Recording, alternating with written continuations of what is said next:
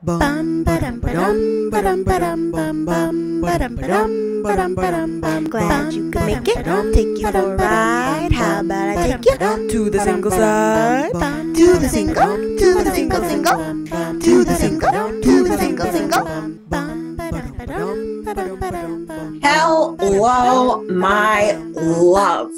You're probably wondering why my face looks like heck. Well, you're gonna have to tune in to my new series, A Look or Not. A look or nah? A look or nah? A look or not? Boo! On my YouTube channel. Okay. Promotion. Well, you want to know, don't you? Why does my face look like this? So come on, just watch it. Anyways, welcome to another episode. What is this show called again? Plein, the talk show. I had a interesting week last week. Everything was going perfectly fine in my life until last week. So what happened last week? Last week, a very deep, severe trigger was touched, and that set me off for the rest of the week. And I just wasn't able to, when that trigger gets set off, which doesn't happen all too often. So when it does happen, it's pretty big. It just makes me physically incapable of really doing anything. It's like for days, I'll just cry until I just move on and, try and build up a wall of resilience against it again. Perhaps that's the healing process, slowly growing stronger every time I'm hit with this trigger. I don't know. I couldn't tell you, I'm not a therapist, but that's just one way I guess I could look at it. I don't know. But that's what happened last week. And one of the things that really set me off was, unfortunately, this wasn't the severe trigger. It was just like a cherry on top of everything else, was I lost, I'm not going to say it like that. It sounds as if she died. I am no longer friends with my bestie. My bestie and I were friends for 5 flipping years. So we've seen each other through a lot of shizzle nizzle. And now all of a sudden, we are not by each other's sides anymore. I won't go into detail as to why we are no longer friends, but basically,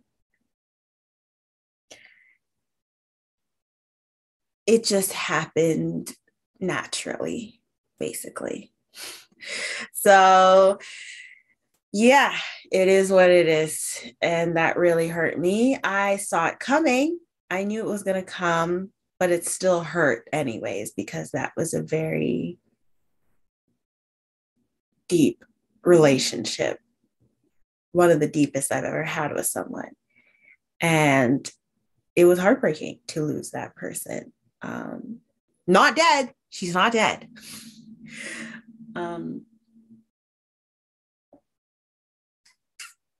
Yeah. I'm still kind of processing that whole situation. So I'm at a loss for words as to what to say. But the reason why I brought all that up is because it inspired me to talk about what we're going to talk about right now, which is having a fear of relationships and the power in our words. For starters, my bestie and I, we made a lot of promises to each other. A lot of them we kept. A lot of them were promises for the future when we get older, have more money, and then we're going to do this and this and that and that and that. Our kids are going to be besties. Our husbands are going to be besties. We're all just going to be besties. Heck, we'll just live in the same house at that point. Stuff like that. Now that I even think about it, I'm like, wow, Wow. And that's the scary thing. When you get into a relationship with someone, you get to a point where you start trusting that person, where it's almost as if like you're putting your life in their hands. You know what I mean? You're coming up with goals together. You're setting your life in a sense, not to completely accommodate that person or anything, but just your goals are in alignment. So like you're setting up goals to reach together. You're trying to go about your life in a way that person, you're making sure that person fits into your life in every way possible, because you enjoy being around that person and talking with that person, and you really love that person. So you want them to be in every aspect, as many aspects of your life as you can. You make plans together, you do things together, you talk, you fall deeper and deeper in love with each other the more you get to know each other, faults and all. But unfortunately, life is life. And I hate saying that, I truly do, but there's no other way to say it. If anybody hates the sentence, that's just life, more than anybody else, it's me. Trust me. I hate that, but it is what it is. So, it is what it is, man. Life happens and relationships don't work out, even the ones that you really think, because my bestie and I would say all the time, we're going to make it. We're never going to break up. Like, we're always going to be besties. It'll be us for life. Like, always, always, always, always. And there was no doubt in either of our hearts when we said those words. We truly believed year after year of getting closer and closer and fighting, and whatever the heck would come through, we still stuck it out together. So we thought, obviously, if we've been sticking it out together like all this time, we just got to keep going. Like, there's no stopping us. But then it is what it is. Communication happens, where miscommunication, and people change, and you discover things about your relationships that you didn't know, or maybe you chose to be blind to it because you love that person so much, which is not smart ever, because it will irritate you in the long run, and then you'll just have pent-up anger towards this person, and you'll think at first, it's so small, it's not going to affect our relationship, I'm not even going to bring it up because it's not going to affect our relationship. And by you not bringing it up when you should have brought it up the first picking time you noticed it, you are then causing future problems for you and your partner or friend or mother or father or whatever. You should bring it up as soon as you notice it. And I learned that from this relationship. As soon as you notice an issue, bring it up. Address it immediately. It is best to get it out of the way. I know it may seem scary, but what if that person is like, oh, well, I'm not going to change. And then it's like, well, but I love you. Shouldn't you change for me? No, all of that is wrong. That mindset is completely wrong. Nobody should change themselves for anyone. But if you have a bad habit, of course it's wise to change it. But if that person that you're wishing would change that bad habit refuses to change that bad habit, maybe they don't even see it as a bad habit, they're not going to change, no matter how much you pressure them to do so. They are their own person, and you cannot control anyone. And that is a hard lesson that I have been learning, that you cannot control anyone. People that I thought I was close with act as if they don't want to be around me now. And it's stuff like that that just reminds me that I cannot control anyone or anything. Well, not anyone or anything. I can't control anyone, but there's certain aspects of my own life that I can control. So I'm just going to be at peace with what I can control, which is me, myself, and I, and also be at peace with what I can't control, which is everyone and everything else. And for me personally, this whole control thing comes from a place of the childhood trauma that I experienced. I was a child. No one would listen to me when I would cry out for help, except for that one time. And there was nothing much I could do as a child. I could run away from home, but where the hell am I going to go? Stuff like that. And so because I wasn't able to control that situation and I had to sit in an abusive situation until I was 13 or so, it was very difficult. And that left a mark on me, making me want to constantly try and control things and people. And I'm constantly reminded that I cannot do that. And it hurts because, of course, we would all like our loved ones to act a certain way, to do certain things and not do certain things. But they're going to do whatever the hell they want. And you too should do whatever the hell you want and not be so mindful. It's good to be mindful of other people and be considerate, but then there's being a people pleaser and there's being considerate. And you can only you can tell whether you have gone over to the side of considerate or over to the side of people pleaser. And for sure, for me, I have gone over to the side of people pleaser. And I am so concerned with pleasing others, making others happy, making sure other people like me, that it just has consumed me the past few years.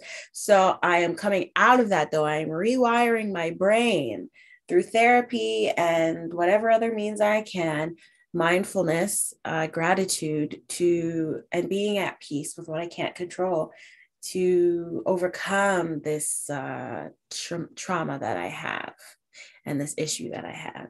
So slowly but surely, with time comes healing, for sure. It took time for me to be traumatized. It will take time for me to be untraumatized, though you can never, I don't know. Anyways, and so it scared me, going back to what I was originally talking about, went on a whole rant. So what I was originally saying, words are very powerful. And the promises that people make to one another, and then the next thing you know, they break up the next day, scares the hell out of me. So doesn't it make sense that I have fear of relationships? Doesn't it make sense that I just would rather be a loner in a dark corner by myself? It doesn't have to be a dark corner. But can't I just be a loner and not talk to anybody, not form friendships or anything? I have my mom, I have my grandpa. Isn't that good enough? Can I just, please? And I could just not talk to anybody, but that's not healthy.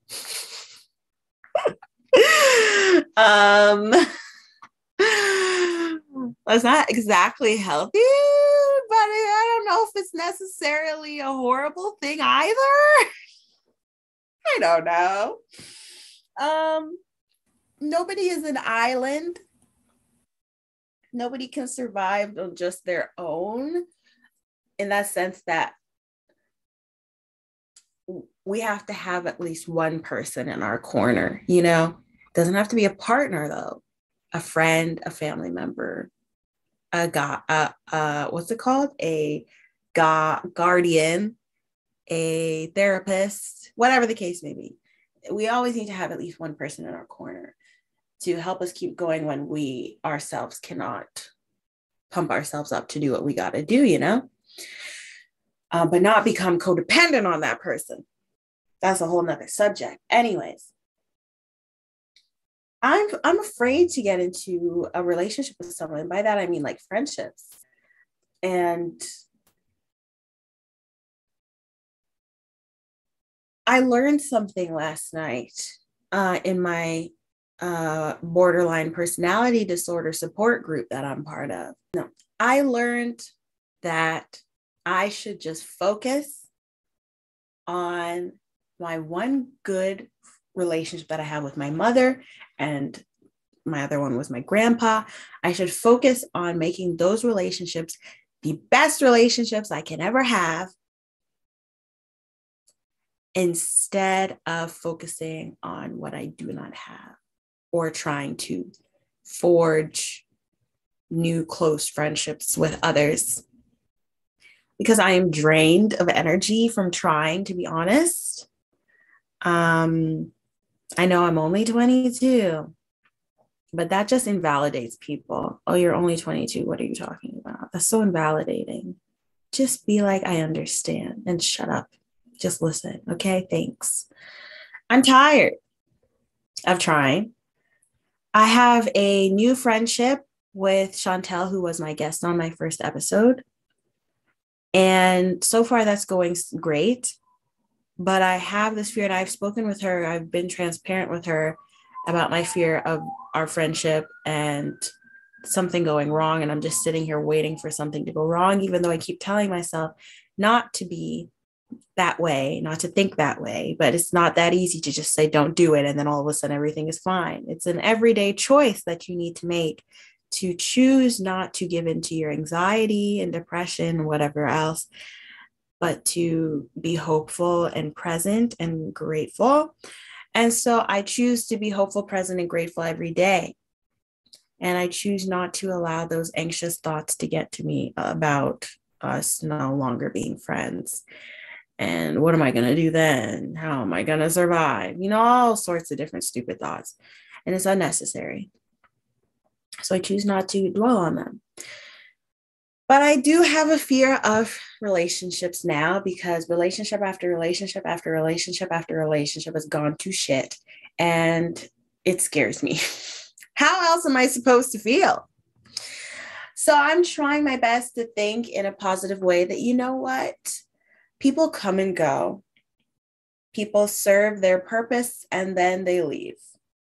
People change. But there's at least one person in your corner, hopefully, that will stick by you no matter what. And for me, that is my mom. My mom is my bestie. And I can depend on her 100% without any doubt in my mind. There's certain things where I'm like, no, she's not going to do that, though. I just have to accept that. When I mean 100% depend on them, doesn't mean that they're never going to let me down, because they're a human being. My mom is a human being. She will let me down at times. But I give compassion and understanding for those moments. And I understand that she has her moments. And I still choose to 100% trust in her and depend on her, because she is my mom. I should be able to do that. She's my freaking mom. Anyways, but I know that people have complicated relationships with their parents that, unfortunately, trust is not a thing. And I really apologize to you for having to experience that. I have also experienced that, so I know 100% what you're going through. I have an example to share of someone, a type of person.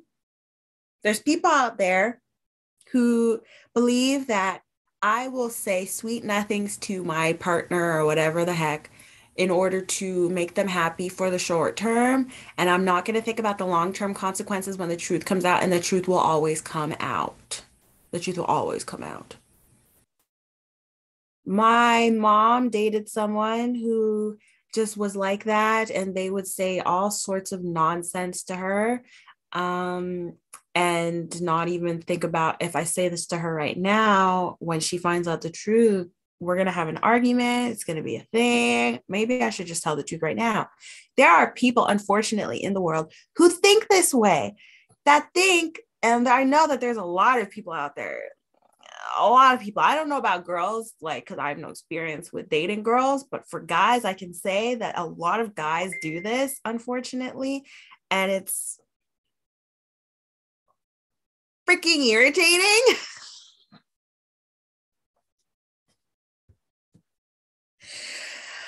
It's freaking irritating. They really think that that is better instead of thinking for the long term. These people don't think about long term. They just think about right now, which in that sense, they're very present people. They just think about right now. At the same time, it's bad because you need to think about You need to be present, but you also need to think about the future sometimes. You need to think about, in certain situations when you need to think about the future. Don't allow your anxiety to tell you got to think about the future in every single situation, but deep down, you got to trust your gut. They really think it's better to just think about the short term and just say sweet nothings for now to make that person feel better. And I just cannot believe nor understand how there are people like this in the world. There's people that really think this way. I'm trying to sit here and figure it out. Why the heck do people really think that's okay? Like, if you're the type of person to do that, please hit me up and let me know why you think that is a good thing to do. Because haven't you not learned every time when the truth came out that it would have been better if you spoke up and said what you really needed to say with the honest truth and some transparency in your heart the first time around? I don't know why there's people like that, but I am not that type of person. I'm going to be real with you and I'm going to say what I need to say, okay? But apparently there's people that really think that way and I just don't understand. I really don't understand. It's scary to me. That's another reason why I'm scared of relationships, because there's so many people out there in the world who will say shizzle nizzle, right? Without even thinking. They're not thinking before they speak. You need to think before you speak. There's people who will just, whatever comes to mind first. Oh, that'll make them feel better right now. And that's how they choose to live their lives, without thinking. I'm just a free bird. No, you're dumb. You're not thinking. You need to think sometimes. That scares me. They can say one thing to me, make promises all day long, and the next day they go do something else. Friggin', maybe they go cheat on me, for heaven's sake. How am I not supposed to be afraid of relationships? Tell me. No wonder there's so many people in the world, especially in my generation, who are afraid of commitment. Maybe they are traumatized by bad experiences in people too. I don't know. Everyone has got their own reasons. But it makes sense that a lot of us are afraid of relationships. I'm being told by my therapist and my loved ones that you just need to be present. Don't think about what if we break up, what if blah, blah, blah. You just got to be present. But that's freaking hard when I constantly have experiences and trauma of being let down and disappointed because someone made all these promises to me and then just did nothing. They didn't put it through with action. They just said words. So we just got to acknowledge that for a second and acknowledge that it's going to take a while until I am 100% or maybe even just 80, 70% comfortable, at least 70% comfortable with being in a relationship with someone and have little to no fear in my heart. At least 70% there. It's going to take a while because it took time for me to be traumatized. It'll take time for me to be healed. Okay. But it doesn't have to take 10,000 years if I work at it every day by making the choice. I know it's very tiring. You're preaching to me. Oh, don't even, because I know. By making the choice to choose not to give into anxiety. You have to make that choice every day. And by making that choice every day, you're already there. You're healing. By doing that alone, you are healing. By choosing not to listen to your anxiety, that is a huge step.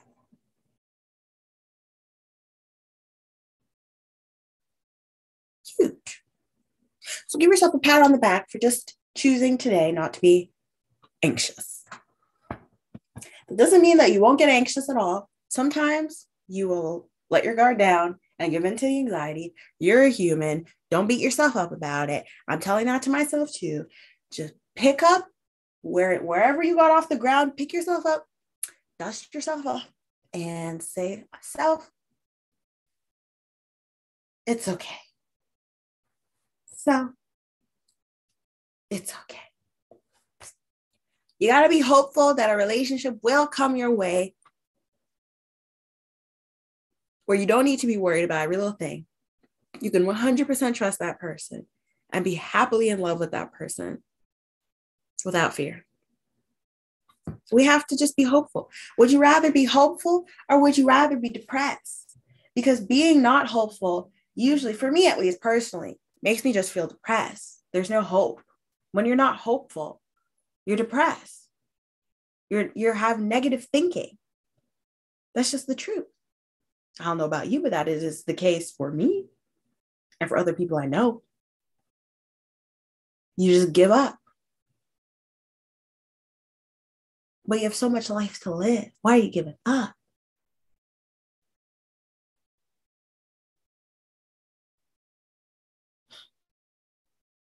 Now I'm saying all these things to you, but trust me, this is very difficult for me. I'm the type of person, my auntie told me that I am the type of person that, and I agree, I let people in too quickly because I just love to love people so much. I really do. But I end up getting hurt every time because I give so much love and I get little to nothing in return. So I have to learn to restrain myself from really letting people in left and right. But I don't even know how to restrain myself. That's something I have to learn. And I hope to learn soon. I will. How to restrain myself. How to guard my heart from more pain without becoming hopeless and giving up. That is the mission, the challenge that I am pursuing right now. If you want to pursue it with me, say hell yeah. And let's go, let's get it. I just want you to take away from this to be mindful of your words, please. Be mindful of your words and